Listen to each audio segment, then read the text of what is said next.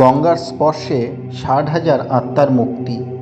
হিন্দু ধর্মগ্রন্থে একটি মহৎ কাহিনী হল সূর্যবংশীয় রাজা সাগরের ৬০,০০০ পুত্র অহংকারবশত ভগবান কপিল মুনির আশ্রমে প্রবেশ করেন এবং বহু ঋষি হত্যা করে তাকে অপমান করেছিল।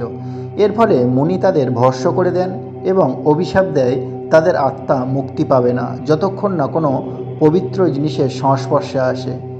তাদের আত্মা মুক্তি না পেয়ে পৃথিবীতে বাঁধা রয়ে গিয়েছিল।